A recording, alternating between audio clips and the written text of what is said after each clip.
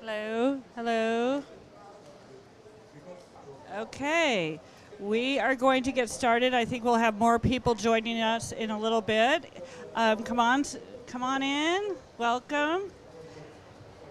So my name is Amy Holm, and good morning. Welcome to the USA Climate Pavilion, hosted by the Climate Registry. The Climate Registry is a nonprofit organization that helps both public and private sector organizations to measure, report, and disclose their carbon emissions. And when we're not doing carbon accounting, we are supporting U.S. states to attend the COP, and we've been doing that since 2007. And we're happy to have a number of the states represented here to talk about how U.S. states are moving forward on climate action in spite of what is happening at the federal level. So today's panelists are going to talk about strategies that reduce emissions while creating jobs, supporting communities, and laying the groundwork for a fair and sustainable net zero future. And right now I'd like to introduce the moderator for today's session, Trig Talley. It's my great pleasure to introduce Trig. He has served as a senior career official in the U.S. Department of State that focused on responding to climate change for over 2 decades. And I have met a number of the young people that you've mentored in your long and very well-established career who have gone on to do great things and carry on your good work. He is well known for serving as a U.S. head of delegation to the UNFCCC and Paris Agreement official negotiations 2013-2014. He also oversaw a broad range of State Department programs on clean energy, sustainable land use, and adaptation. Trig, over to you. Well, thank you, everybody. I've been told I should speak deeply into the microphone, so hopefully you can hear me. Well, I'm very excited to be here. I am now moving from the federal level to the sub-federal level. I will be a professor at the University of Maryland. And Maryland, of course, is one of the great climate states working on climate. And I am here as well representing the group America is All In. And I'll say a quick word about that. America is All In is a kind of umbrella for all of the coalitions in the United States that are committed to the climate cause. So today you will hear from the states, from representatives of states, and the Climate Alliance is a key partner for us. We have 24 states. We also work with the climate mayors, which represent hundreds of cities and municipalities around the country. And we also represent coalitions, faith-based organizations, many hundreds of institutions that are part of our coalition. Universities, we have several hundred universities that are part of our coalition, as well as tribes, hospitals, and many others. And it is a very broad coalition that actually represents 75% of the U.S. economy. That's about the size of China on a market exchange rate basis. So we are still, as America, a very large entity. It's 2/3 of America's population and 50% of our emissions. Together, since 2005, the states and municipalities have managed to reduce their emissions by about 24%, while growing their economy by 38%. It's very impressive. And they're on track to reduce more over the next decade. And in fact, the University of Maryland has some data that suggests that without any additional action, we will be at 35% below 2005 levels by 2035, and that is largely thanks to subnational action. And with more action, we can actually come relatively close to the NDC that the Biden administration put forward, which I know remains a true north for many of our coalition partners. So that's a word on the U.S. states, and I'm very pleased that we have such a strong set of panelists this morning. They are the second contingent of subnational leaders who've been here. We had over 100 subnational leaders come to Rio. And so this group kind of came in and has taken the second duty. And we really appreciate that. I wish that everyone here could have seen the really large contingent of subnational leaders who came to Rio, because they claim that they were the largest delegation, including Brazil, who was here. And that just shows the level of commitment and the breadth of commitment across the United States for this agenda. But let me just, why don't we have the panelists come up, and we're going to have Sarah speak. Well, we'll have Sarah speak first, and then we'll have the panelists come up. But it's especially pleased to have Sarah Swig here, who is the Deputy Cabinet Secretary and Senior Advisor for Climate for Governor Newsom, who is America is All In's chairperson. So thank you very much. Thank you. Well, it's really exciting to be here to open up this panel today, because this is such an important topic and one that California has been speaking about really throughout the last few weeks in Brazil and through this whole term. So, as discussed, last December, the United States submitted its NDC, but I think what's really important is the role that states and subnationals are going to play in helping to meet those NDCs. Governor Newsom co-chaired the Local Leaders Forum in Rio last week, where over 14,000 cities, states, and other subnationals came together to share a message ahead of the meeting at the COP to say that we, your subnational cities, regions, states, are here to co-deliver your NDCs and your national adaptation plans, and that is really important as we face these really difficult headwinds, of course, in Washington, D.C. We've seen great leadership over the last 4 years, and now we're facing really serious headwinds, so it's really important for these kinds of convenings so we can share all of the really important work that our states and regions are doing. Governor Newsom was here in Brazil last week to share the message that California remains your stable, reliable partner in the fight in climate change, and along with all of our coalitions, including the US Climate Alliance, which, as we just heard about, is a coalition of 24 bipartisan governors committed to reaching the Paris Climate Agreement. We have the Pacific Coast Collaborative, which links California, Oregon, Washington, and British Columbia to accelerate clean transportation, grid decarbonization, and climate resilience.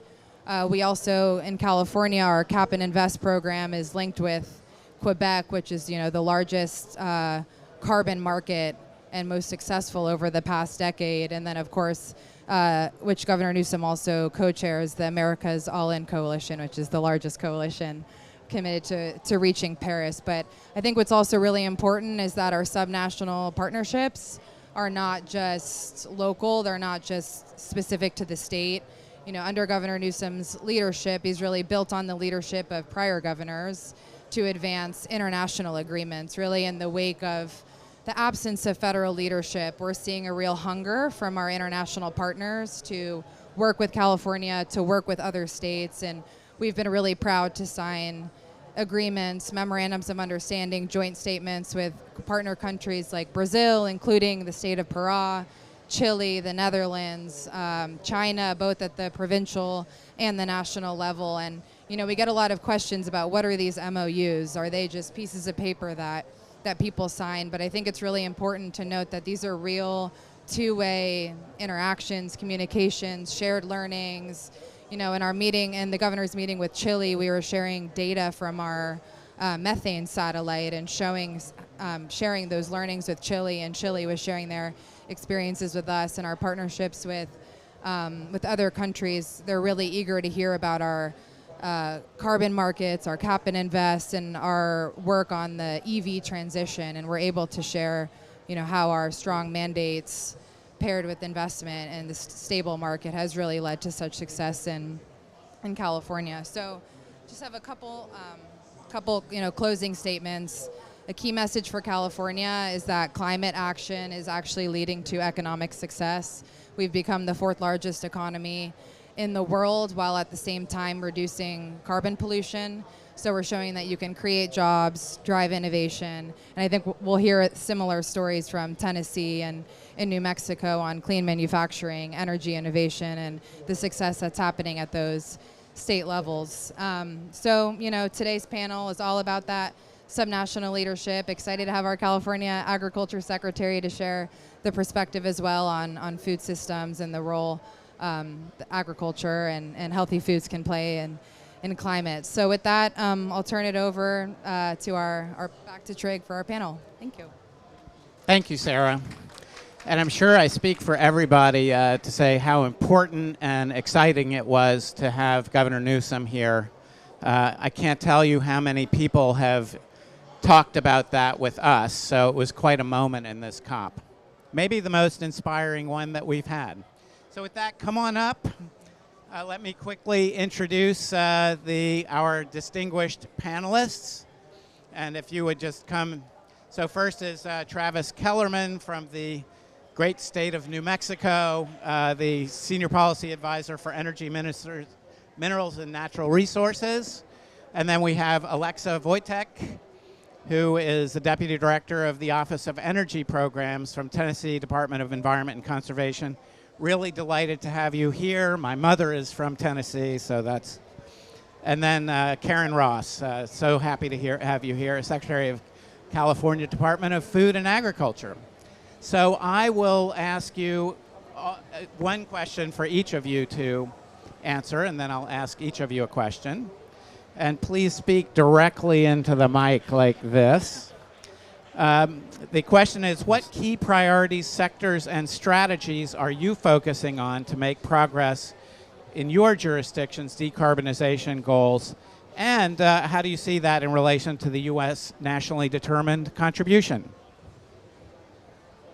Okay. Is the mic working? Yeah. Yes. Well, thank you. Travis. Thank you for the introduction. It's good to be here. This is only my second COP, but it's a lot different than last year in Azerbaijan. First of all, a lot of people, especially over the last year, starting in Azerbaijan, talked about how can the U.S. possibly have any impact or effective leadership in climate change and climate action and decarbonization when the new administration is so vehemently anti-climate action and doesn't really care about decarbonization. And really, as we've heard, these different organizations that pull together states within the United States to continue their leadership on climate action is what matters. There's also a view of where we can not necessarily work together, but find spaces where we can have the most impact in light of what's happening at our federal level. So for New Mexico, there's a few spaces that are really key. New Mexico is the second biggest oil producer in the U.S. We've now moved up to become the third biggest gas producer. So if you think about oil and gas energy supply chains, that is one of the biggest opportunities for decarbonization around the world. With New Mexico and with the U.S. increasingly exporting what they produce, New Mexico, with its small population, relatively small economy, now has a very outsized role and impact on the rest of the world in decarbonizing and certifying the decarbonization of our oil and gas supply chains. So to that end, we have a few things at play. First of all, our methane waste rule is nation leading. Before this recent federal administration, our rule was adopted by the EPA for how to control methane intensity, methane leakage, all the things that make producing gas really harmful to the environment. Methane is anywhere between 20 to over 100 times as damaging to our atmosphere as carbon alone, and has a global warming potential equivalent to that.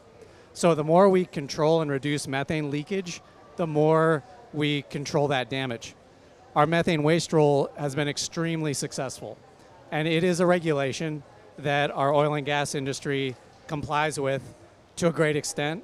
We do have to lock down the data around that, but so far we've seen a 71% reduction over our 2005 baseline.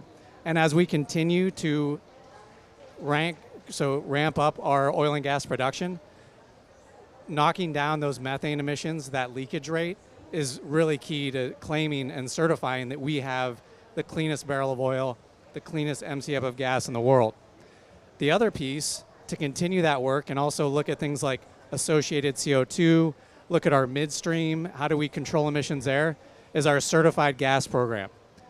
So this is a voluntary market-driven framework that gives incentives and rewards for producers to voluntarily certify their volumes, that they are, yes, low methane intensity, that they've taken all the steps necessary to control leakage on their sites in their production as much as possible. And if they certify, if they qualify, now we start to see the opening up of premiums and premium access to new markets around the world. One of those is with the country of Japan. And I see our Japanese friends here today. My governor has done a lot of work to build that relationship and that trade agreement, to use New Mexico certified gas for gas to power and electricity production in the country of Japan. We see a lot of movement there for premiums in that market. And now we're looking at the EU and their methane intensity requirements to also build those trade relationships. If we do it right, New Mexico can set a model around the world for low carbon, low methane intensity gas, and also oil as we expand this program that really affects global supply chains, has a very much an outsized impact compared to how big New Mexico is.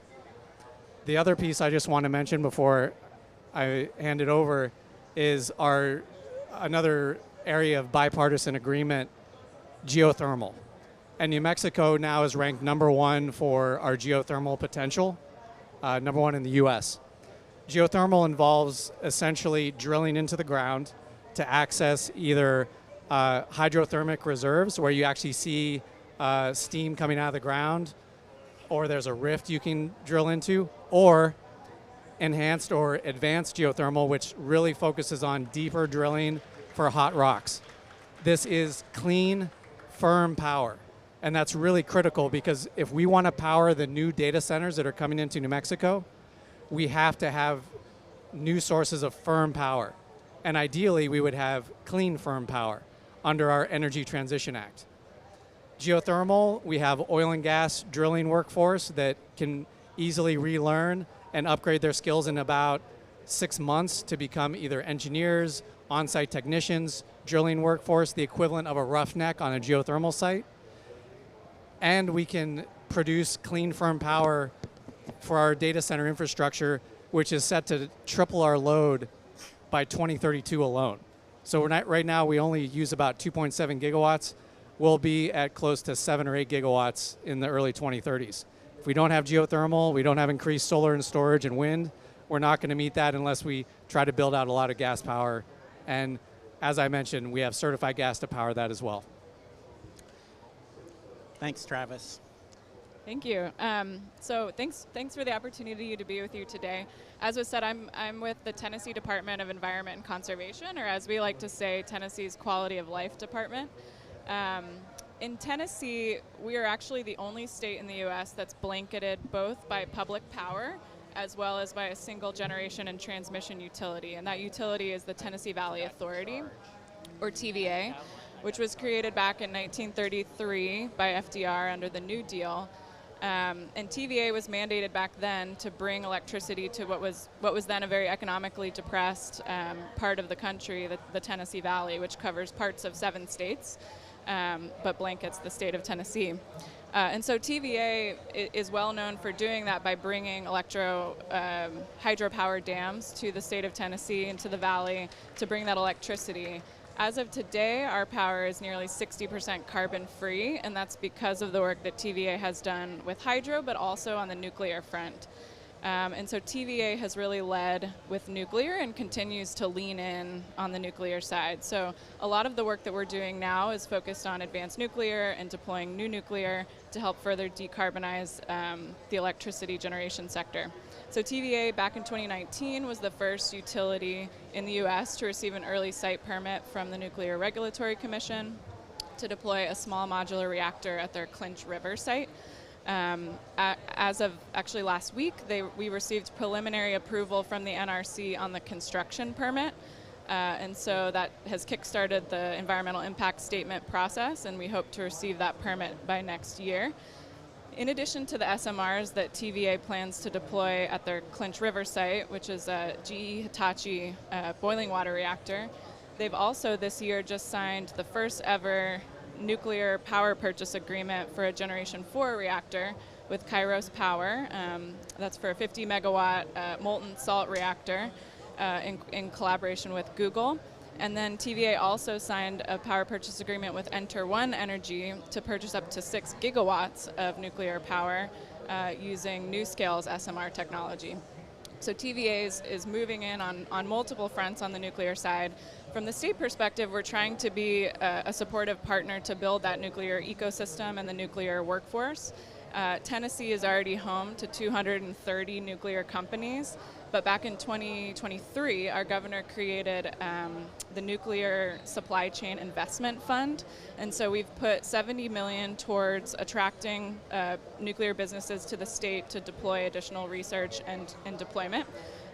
Even though $70 million doesn't seem like a lot in the nuclear industry where projects can cost a lot of money, I think just creating that fund has sent a message, and it seems like a week does not go by where a new nuclear company is announcing that they're coming to Tennessee. And so just a few examples, Orano will be building the nation's largest enrichment facility in Oak Ridge. Oklo just announced this year that they'll be building a nuclear fuel recycling facility in Tennessee.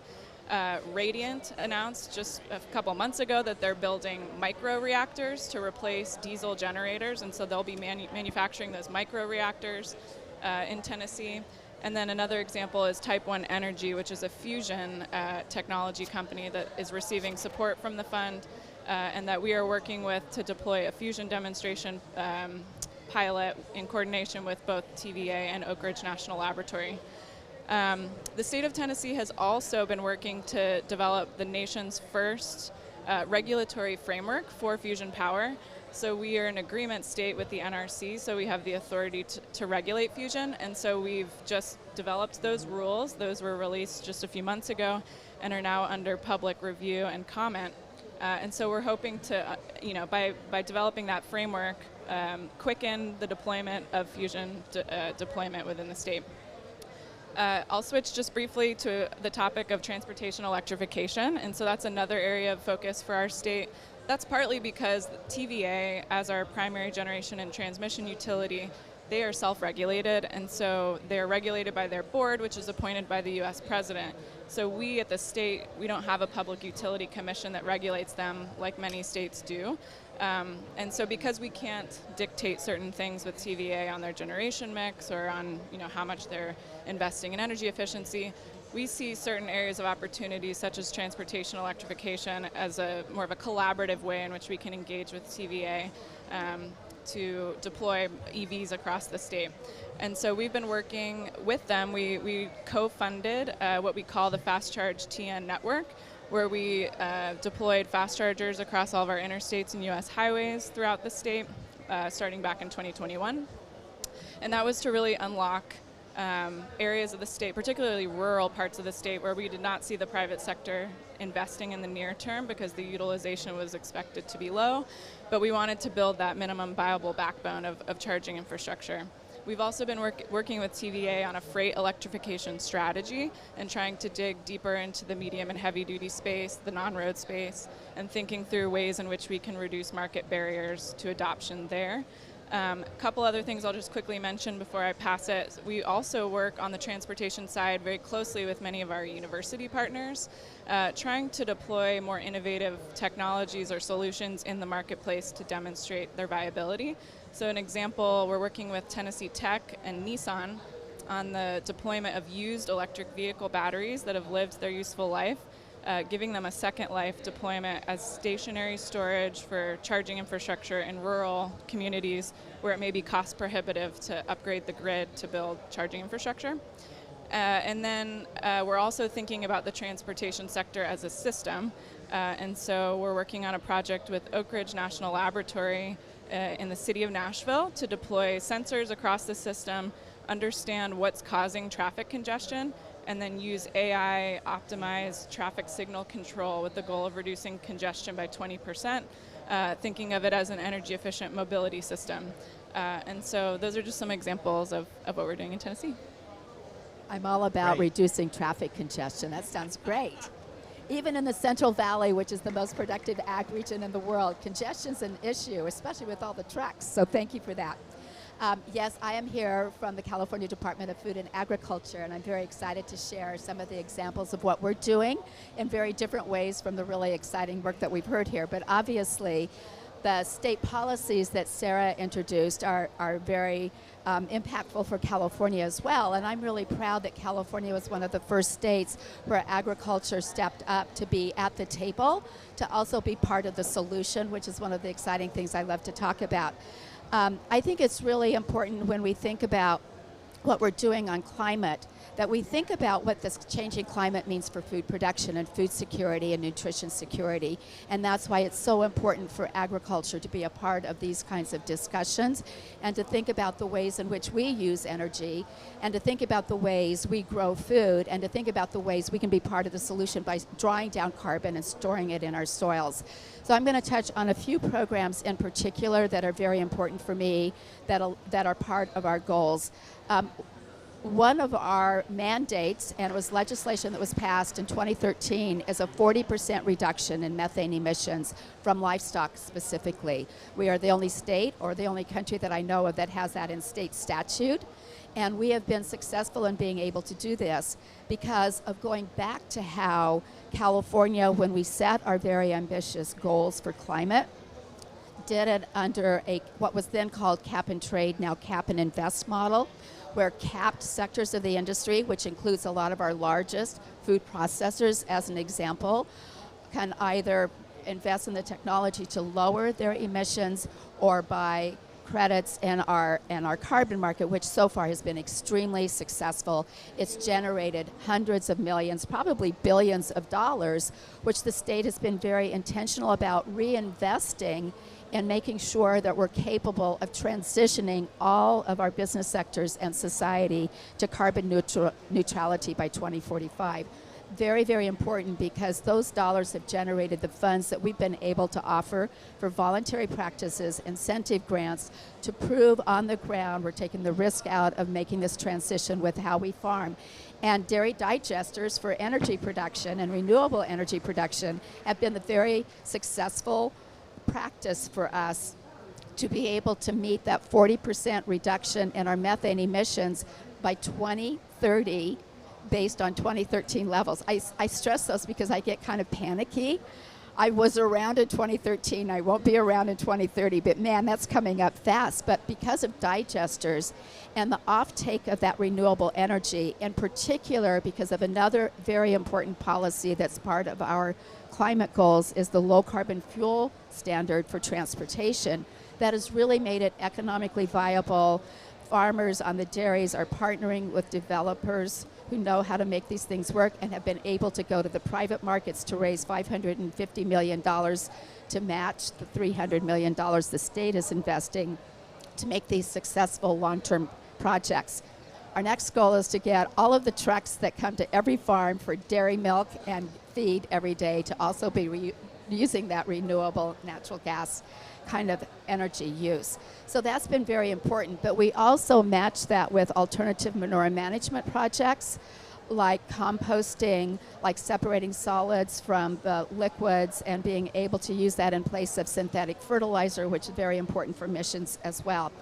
And it's important because California produces 20% of the United States milk in the country. We're the #1 milk producer, in addition to being the #1 producer of all agricultural products, including many of our specialty products. So having agriculture at the table to understand how they can be part of the solution, but also we are on the tip of the spear of how that food production will be impacted.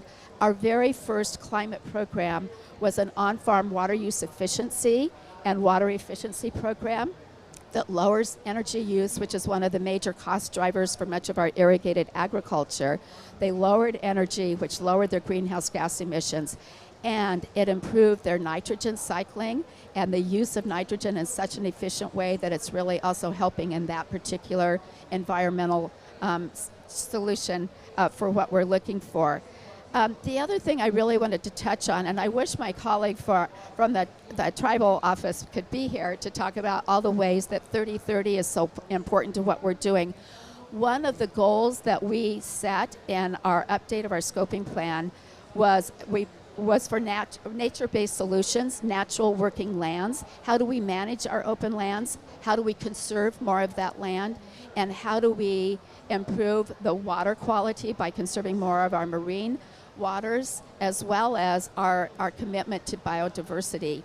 The agricultural piece of that is important to me because 30% of the world's biodiversity is below ground.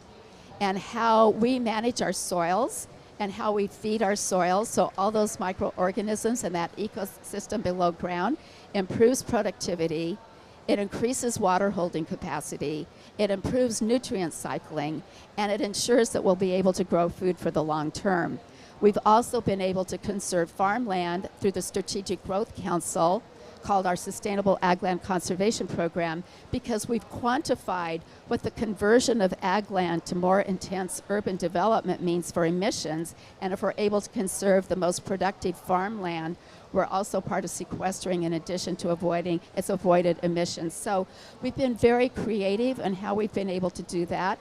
I could talk, as you can see, forever about all of the rest of the programs that we're doing, but I'll wait and make that part of the rest of our conversation. But I really wanted to highlight our Healthy Soils program, our water use efficiency program, and our methane reduction program as ways in which we are definitely at the table. Policy and investment have come with that to make it work for us. Well, thank you. It's so exciting to hear people working on the front lines in areas where they're like forging ahead and leading on issues. And so I congratulate you all, and it's very exciting. Methane was a big preoccupation for John Kerry and John Podesta here, and we've pushed very hard for all countries to engage very strongly on methane because, as you say, it's the strongest. It's actually the best way for us to impact temperatures in the shortest amount of time. So I wonder if I could just have you all elaborate a little bit on areas where you see that your state is leading.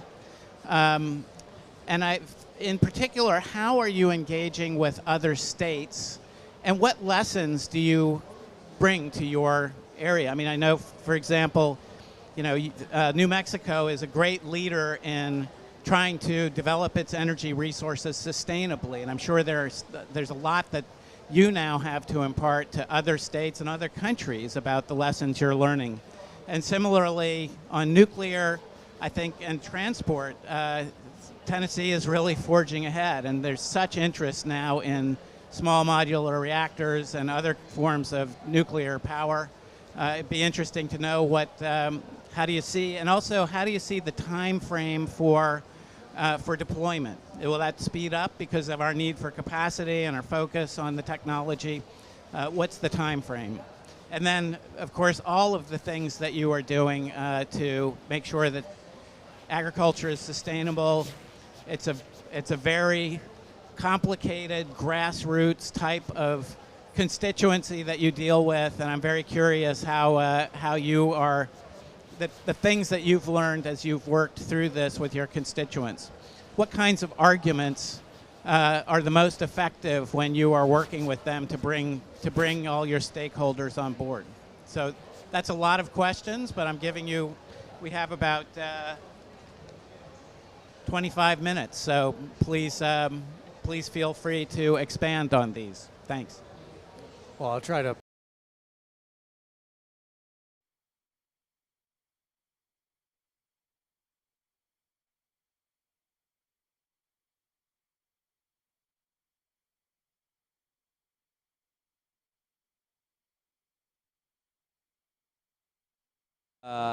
Got out of the Paris Agreement. Well, it was one time, but this is the second time, and he's not sending delegates. So, what do you think will take in terms of actions in terms of organization to get the U.S. back? Well, do the states want it? Could you hear that? Yeah. Yeah, but I can answer it, and then if anybody wants to speak to this, happy to.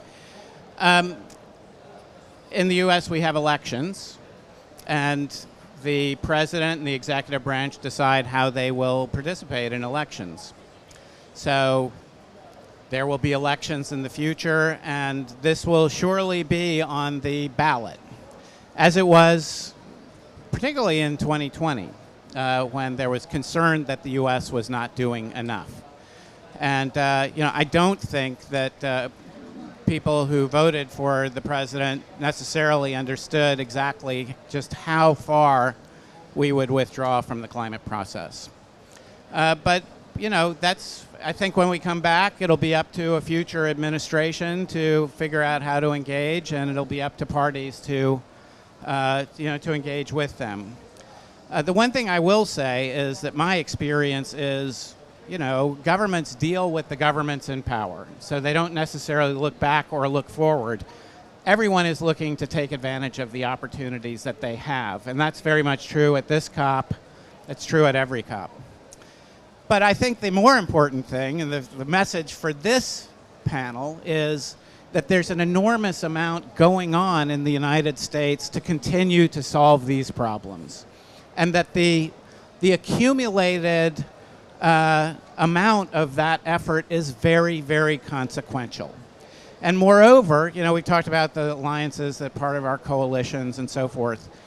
The actions extend beyond our coalitions. And I think that if you were to look across the United States, you would see climate action happening in thousands of jurisdictions. And that's a foundation. And it will remain a foundation. So, I sort of feel like, this is an issue where, for better or worse, the science is what it is, and the climate change will become more evident, and, views will evolve about what we have to do. So, I don't know if I see you want to answer too. I want to add one last thing. Sustainable sourcing of food matters to a lot of people, like everyone.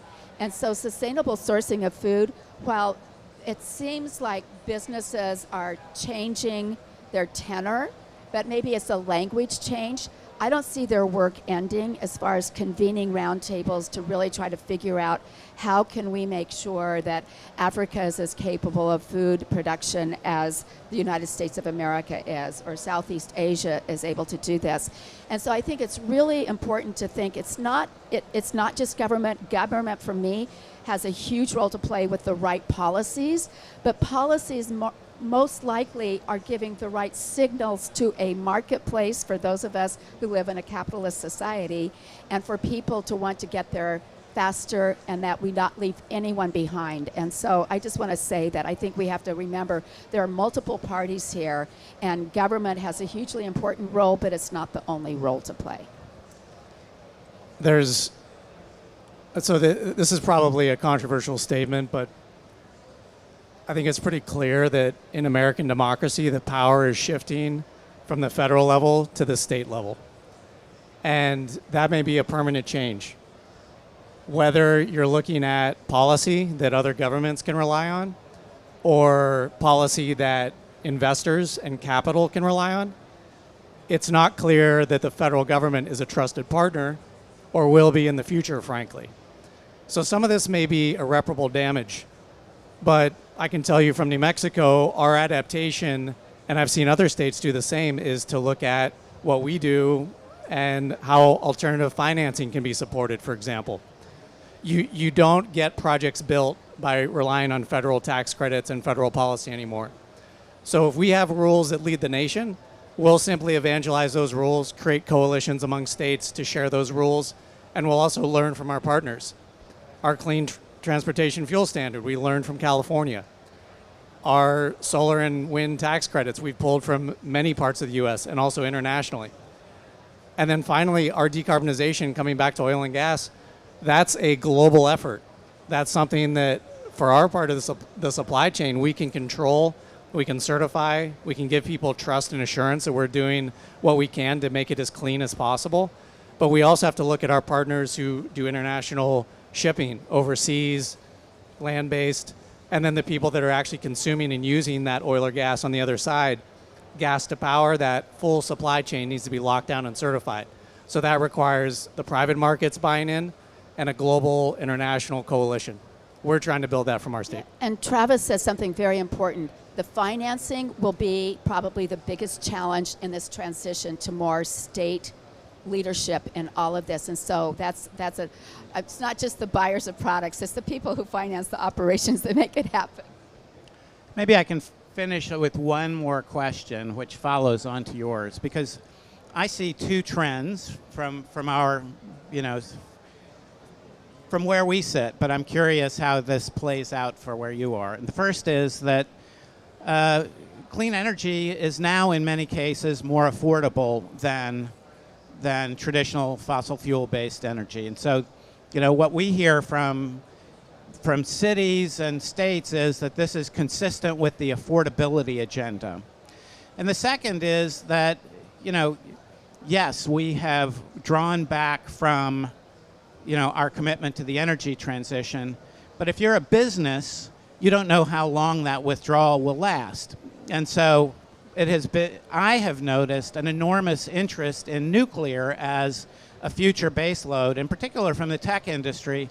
And I suspect it has to do with their calculation that the energy transition is just in a little recession now, but it will be back. And I'm curious whether that is something that you experience from your vantage point as you all carry out your policies. Yeah, so I can speak to, from the nuclear perspective, so in Tennessee we're seeing unprecedented load growth, many states are, for the first time in decades. That's due to a number of factors. Data centers are obviously a huge piece of it, but it's not just data centers. In Tennessee, we're having unprecedented population growth. We're seeing massive amounts of industrial electrification, partly because we have some of the most affordable electricity rates in the Tennessee Valley. TVA's rates are cheaper than 70% of the US. And then transportation electrification, other ways in which we're anticipating load growth. And so nuclear, given that it can be firm and dispatchable and carbon-free, it's a great solution for us. And so I think that's one reason why we're leaning into it. I think Tennessee also acknowledges that in order to maintain the quality of life that we have today, we have to have not only a vibrant economy, but also a clean environment. They have to go hand in hand. And so I think that informs a lot of the decisions that Tennessee is making, whether or not it's about quote unquote climate, it's maintaining that quality of life. And as you mentioned, a lot of these solutions, the cleaner tech solutions, are more affordable at the end of the day, and the technology can speak for itself. And so that's a bit. Well, that is a wonderful way to finish the session, and please give a round of applause to our wonderful panelists.